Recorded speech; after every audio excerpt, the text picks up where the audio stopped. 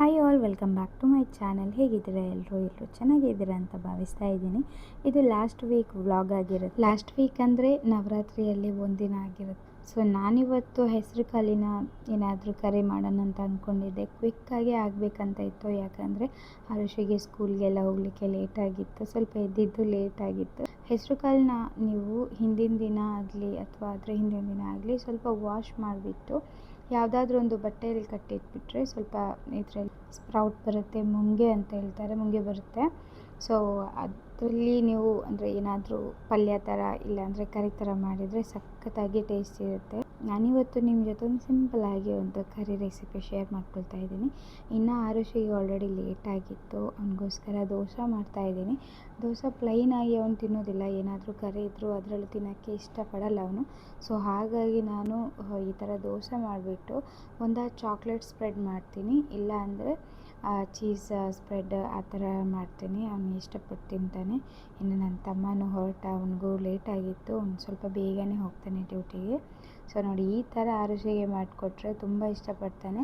ನೀವು ನಿಮ್ಮ ಮನೇಲಿ ಮಕ್ಕಳಿದ್ರೆ ಈ ಥರ ಮಾಡಿಕೊಡಿ, ತುಂಬ ಇಷ್ಟಪಟ್ಟು ತಿಂತಾರೆ. ಯಾರಾದರೂ ದೋಸೆ ತಿನ್ನೋದಿಲ್ಲ, ಇಡ್ಲಿ ತಿನ್ನೋದಿಲ್ಲ ಅಂತ ಇದ್ದರೆ ಈ ಥರ ಮಿಡ್ಲಿಗೆ ನೀವು ಹಾಕಿಕೊಟ್ರೆ ಅಂದರೆ ಸಖತ್ತಾಗಿ ಅವರಿಗೆ ಪಿಜ್ಜಾ ಅಂತ ಹೇಳಿ ತಿಂತಾರೆ. ಇದರ ಮಧ್ಯೆ ವೆಜಿಟೇಬಲ್ಸ್ ಕೂಡ ಹಾಕೊಬೋದು. ನನಗೆ ಬೆಳಿಗ್ಗೆ ಲೇಟ್ ಆಯ್ತಂದ ಹಾಗೆ ಈ ಥರ ಕಟ್ ಮಾಡಿಬಿಟ್ಟು ಫಾಯಿಲ್ ಪೇಪರಲ್ಲಿ ಹಾಕಿಬಿಟ್ಟು ಕೊಡ್ತಾಯಿದ್ದೀನಿ, ಯಾಕಂದರೆ ಸ್ವಲ್ಪ ಬಿಸಿಯಾಗಿರುತ್ತೆ. ಅವನಂದರೆ ಒಂದು 12 ಗಂಟೆ ಅಷ್ಟರಲ್ಲಿ ಸ್ವಲ್ಪ ಮಕ್ಕಳಿಗೆಲ್ಲರಿಗೂ ತಿಂಡಿಗೆ ಬಿಡ್ತಾರಲ್ವ, ಆವಾಗ ಸ್ವಲ್ಪ ಬಿಸಿಯಾಗಿರುತ್ತೆ, ಅದಕ್ಕೋಸ್ಕರ. ಇನ್ನು ನಾನು ಅದ್ರ ಜೊತೆಗೆ ಏನಾದರೂ ಬಿಸ್ಕೆಟ್ಸ್ ಇಲ್ಲಾಂದರೆ ಫ್ರೂಟ್ಸ್ ಏನಾದರೂ ಕೊಡ್ತಾಯಿದ್ದೀನಿ. ಇವತ್ತು ಸ್ವಲ್ಪ ಗ್ರೇಪ್ಸ್ ಮತ್ತು ಚಕ್ಕುಳಿ ಹಾಕಿದ್ದೆ, ರಾಗಿ ಚಕ್ಕುಳಿ. ಅದು ಸ್ವಲ್ಪ ಬಾದಾಮ್ ಮತ್ತು ಗೋಡಂಬಿ ಕೂಡ ಇವರು ಹಾಕಿದ್ರು, ಸೊ ಅದನ್ನು ಹಾಕಿದ್ದೆ. ನಾನೆಲ್ಲ ಸ್ವಲ್ಪ ಸ್ವಲ್ಪ ಹಾಕ್ತೀನಿ, ಯಾಕಂದರೆ ಅವ್ನು ಕಂಪ್ಲೀಟಾಗಿ ಫಿನಿಷ್ ಮಾಡಲ್ಲ. ಇವಾಗ ಸ್ವಲ್ಪ ಸ್ವಲ್ಪ ಹಾಕಿದರೆ ಅದನ್ನೆಲ್ಲನೂ ಫಿನಿಷ್ ಮಾಡ್ತಾನೆ, ಅದಕ್ಕೋಸ್ಕರ ಆ ಥರ ಹಾಕಿಬಿಟ್ಟು ಕೊಡ್ತೀನಿ. ಇನ್ನು ಕೆಲವರು ಕೇಳ್ತೀರ, ನೀವು ಇಷ್ಟೊಂದು ಬೇಗ ಇಷ್ಟೊಂದು ಕೆಲಸ ಆಗುತ್ತಾ ನಿಮಗೆ ಅಂತ, ಬೆಳಿಗ್ಗೆ ಎದ್ದು ಇಷ್ಟೊಂದು ಮಾಡ್ತೀರಾ ಅಂತ. ಏನಿಲ್ಲ, ನಾನು ಸ್ವಲ್ಪ ಬೆಳಿಗ್ಗೆ ಬೇಗ ಎದ್ದೇಳ್ತೀನಿ, ಯಾಕಂದರೆ ಎಲ್ಲ ಕೆಲಸ ಆಗಬೇಕಂದ್ರೆ ಸ್ವಲ್ಪ ಬೇಗ ಎದ್ದರೆ ಕಂಪ್ಲೀಟಾಗಿ ಎಲ್ಲನೂ ಮಾಡ್ಕೊಬೋದು. ಸೊ ನಮಗೂ ಆಫೀಸಿಗೆ 8 o'clock ನಾವು ಆಫೀಸಲ್ಲಿ ಇರಬೇಕು, ಹಾಗಾಗಿ ನಮಗೂ ಬ್ರೇಕ್ಫಾಸ್ಟಿಗೆ ರೆಡಿ ಮಾಡಿದೆ. ಇನ್ನು ನಾನು ಮುಂಗು ಕರಿ ಯಾವ ಥರ ಮಾಡೋದು ಅಂತ ಹೇಳ್ತಾ ಇದ್ದೀನಿ. ಸಿಂಪಲ್ಲಾಗಿ ಒಂದು ಕುಕ್ಕರಲ್ಲಿ ನಾನು ಮಾಡ್ತಾಯಿದ್ದೀನಿ. ಇವಾಗ ತೆಂಗಿನೆಣ್ಣೆ ಹಾಕಿಬಿಟ್ಟು ಸ್ವಲ್ಪ ಜೀರಿಗೆ ಹಾಕ್ತಾಯಿದ್ದೀನಿ. ಇದನ್ನು ಸ್ವಲ್ಪ ಫ್ರೈ ಮಾಡ್ಕೊಂಬಿಟ್ಟು ಆಮೇಲೆ ಆನಿಯನ್ ಹಾಕಿ ಅದನ್ನು ಸ್ವಲ್ಪ ಚೆನ್ನಾಗಿ ಫ್ರೈ ಮಾಡ್ಕೊಬೇಕು. ಸ್ವಲ್ಪ ಅಂದರೆ ಬ್ರೌನಿಷ್ ಆ ಥರ ಕಲರ್, ರೆಡ್ ಕಲರ್ ಆಗುತ್ತೆ ನೋಡಿ, ಲೈಟಾಗಿ ಸ್ವಲ್ಪ ಫ್ರೈ ಆದರೆ ಸಾಕಾಗುತ್ತೆ. ಯಾಕಂದರೆ ಕುಕ್ಕರಲ್ಲಿ ಹಾಕೋದ್ರಿಂದ ಸ್ವಲ್ಪ ಬೇಗನೆ ಬೇಯುತ್ತೆ. ಇನ್ನು ನಾನು ಅದರ ಜೊತೆಗೆ ದೋಸೆ ಕೂಡ ಹಾಕ್ತಾಯಿದ್ದೆ ಅಲ್ಲಿ, ಯಾಕಂದರೆ ಲೇಟ್ ಆಗುತ್ತಲ್ವ, ಅದಕ್ಕೋಸ್ಕರ 2 ಗ್ಯಾಸಲ್ಲಿ ಮಾಡ್ತಾಯಿದ್ದೆ ನಾನು. ಇನ್ನು ಇದಕ್ಕೆ ಜಿಂಜರ್ ಗಾರ್ಲಿಕ್ ಪೇಸ್ಟ್ ಹಾಕ್ತಾಯಿದ್ದೇನೆ. ಜಜ್ಜಿ ಕೂಡ ಹಾಕೊಬೋದು, ಜಜ್ಜಿ ಹಾಕಿದರೆ ಸ್ವಲ್ಪ ಫ್ಲೇವರ್ ಚೆನ್ನಾಗಿರುತ್ತೆ. ಇನ್ನು ಈ ಥರ ಗ್ರೈಂಡ್ ಮಾಡಿ ಇಟ್ಕೊಂಡಿದ್ದೆ, ನಾನು ಮನೆಯಲ್ಲೇ ಮಾಡಿರೋದು ಜಿಂಜರ್ ಗಾರ್ಲಿಕ್ ಪೇಸ್ಟ್, ಸೊ ಅದನ್ನು ಹಾಕ್ಕೊತಾ ಇದ್ದೀನಿ. ಇನ್ನು ನಾನು ಇದಕ್ಕೆ ಏನೆಲ್ಲ ಮಸಾಲೆ ಬೇಕಂತ ಹೇಳಿದರೆ ಚಿಲ್ಲಿ ಪೌಡ್ರು, ಕೊರಿಯಾಂಡರು, ಜೀರಾ ಪೌಡ್ರು, ಆಮೇಲೆ ಏನು ಹೇಳ್ತಾರೆ ಸಾಲ್ಟ್, ಯೆಲ್ಲೋ ಪೌಡರು, ಎಲ್ಲನೂ ಇದೆ. ಗರಂ ಮಸಾಲ. ನಿಮಗೇನಾದರೂ ಈ ಥರ ರೆಸಿಪಿ ಬೇಕಂದರೆ ಹೇಳಿ, ನಾನು ಡಿಸ್ಕ್ರಿಪ್ಷನಲ್ಲಿ ಕಂಪ್ಲೀಟಾಗಿ ಮೆನ್ಷನ್ ಮಾಡಿರ್ತೀನಿ. ಯಾಕಂದರೆ ನಾವು ಈ ಥರ ಹೇಳಬೇಕಾದ್ರೆ ಕಂಪ್ಲೀಟಾಗಿ ಹೇಳಿರಲ್ಲ, ಸ್ವಲ್ಪ ಸ್ವಲ್ಪ ನಾವು ಮರ್ತೋಗಿರ್ತೀವಿ, ಅದಕ್ಕೋಸ್ಕರ. ಇನ್ನು ನಾನು ಸ್ವಲ್ಪ ನೀರು ಹಾಕಿಬಿಟ್ಟು ಫ್ರೈ ಮಾಡ್ತಾಯಿದ್ದೀನಿ, ಇಲ್ಲಾಂದರೆ ಸಿದೋಗುತ್ತಲ್ವ, ಅದಕ್ಕೋಸ್ಕರ. ಇನ್ನು ಸ್ವಲ್ಪ ಫ್ರೈ ಮಾಡ್ಕೊಂಬಿಟ್ಟು ಟೊಮೆಟೊ ಹಾಕ್ಕೊತಾ ಇದ್ದೀನಿ. ಟೊಮೆಟೊನೂ ಹಾಕಿ ಸ್ವಲ್ಪ ನೀರು ಹಾಕಿ ಸ್ವಲ್ಪ ಫ್ರೈ ಮಾಡ್ತಾಯಿದ್ದೀನಿ. ಇದೆಲ್ಲ ಆದಮೇಲೆ ಸ್ವಲ್ಪ ಬೆಂದೋದ್ಮೇಲೆ ಇವಾಗ ಮೂಗನ್ನ ಹಾಕ್ಕೊತಾ ಇದ್ದೀನಿ. ನೋಡಿ ಯಾವ ಥರ ಬಂದಿದೆ ಮೂಗು ಅಂತ, ತುಂಬ ಟೇಸ್ಟಿಯಾಗಿತ್ತು. ಇದನ್ನು ನಾನು ಸಲಾಡ್ ಮಾಡ್ಕೊತೀನಿ ಅಲ್ವಾ, ಕುಕುಂಬರ್ ಸಲಾಡ್, ಅದಕ್ಕೂ ಸ್ವಲ್ಪ ಮೇಲ್ಗಡೆ ಹಾಕ್ಕೊತೀನಿ, ಎಷ್ಟೊಂದು ಚೆನ್ನಾಗಿರುತ್ತೆ ಅಂದರೆ. ಇನ್ನು ಇದನ್ನು ನೀವು ಇನ್ನೊಂದು ಮಾಡ್ಕೋಬೋದು. ನಾನೊಂದು ಸ್ವಲ್ಪ ಬ್ಯಾಚ್ ಇಟ್ಕೊಂಡಿದ್ದೀನಿ ನೋಡಿ, ಯಾಕಂದರೆ ಅರಿಶಿಗೆ ಇವಾಗ ಇದನ್ನು ಈ ಥರ ತಿನ್ನೋದಿಲ್ಲ ಅಲ್ವಾ. ಸೊ ನೀವು ದೋಸೆ ಬ್ಯಾಟರ್ ಅಥವಾ ನೀವು ಬರೀ ರೈಸ್ ಇದೆಯಲ್ವ, ರಾತ್ರಿ ರೈಸ್ನ ನೆನೆಸಿ ಹಾಕ್ಕೊಂಡು ಬಿಡಬೇಕು.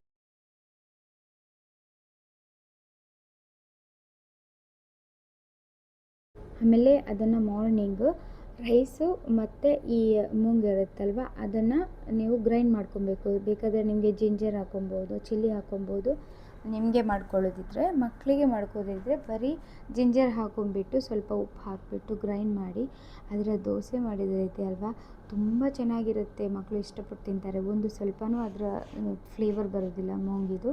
ಆದರೆ ಹೆಲ್ತಿ ದೋಸೆ ಅದು. ಇನ್ನು ಸುದಿದು ಡಿಮ್ಯಾಂಡ್ ಆಗಿತ್ತು ನನಗೆ ಮಸಾಲ ದೋಸೆ ಥರ ಬೇಕು ಅಂತ, ಕ್ರಂಚಿಯಾಗಿರಲಿ ಅಂತ. ಸೊ ಅದೇ ದೋಸೆನ ನಾನು ಸ್ವಲ್ಪ ಕ್ರಂಚಿಯಾಗಿ ಮಾಡಿದೆ.